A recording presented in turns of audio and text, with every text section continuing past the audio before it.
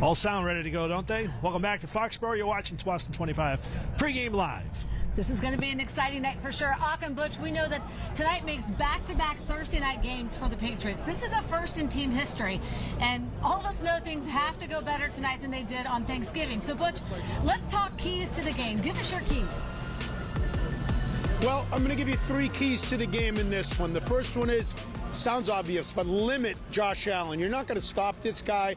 It was like when Brady owned the Patriots. They weren't going to stop him. You just need to limit him to give you a chance. And they have to decide whether they want to stop him from running or stop him from throwing or what they want to focus on, because they're not going to do both. The second key to the game to me is set Mac free. Let him do what he did last week.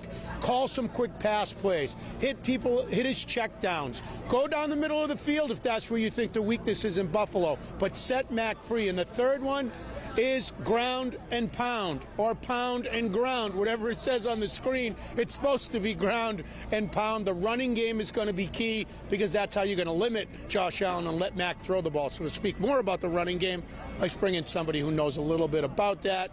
Patriots Hall of Famer Matt Light, 11 years on the ground and pound.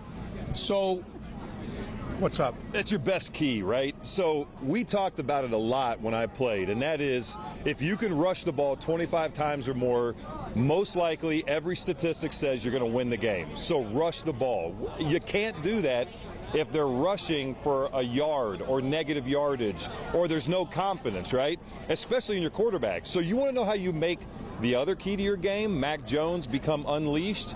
Get a good running game. Right. So that ground and pound is very important. All right, so I'm going to ask one more question to Matt, and then I'm going to have Ak and Vanessa ask you a question. My question is this, is a simple one.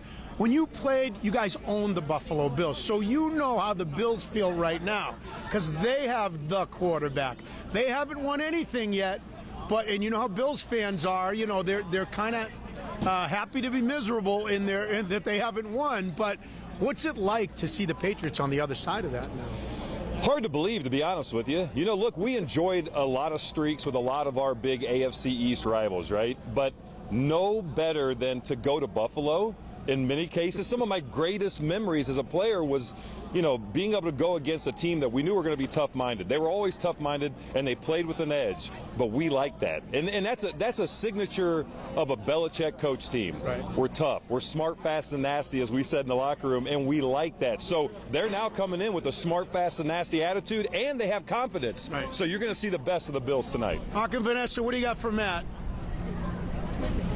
Matt, you know, I always love your insight. So while we have you here live, I got to ask you, what do you make of those rumors that Tom Brady might reunite with the Pats before he retires?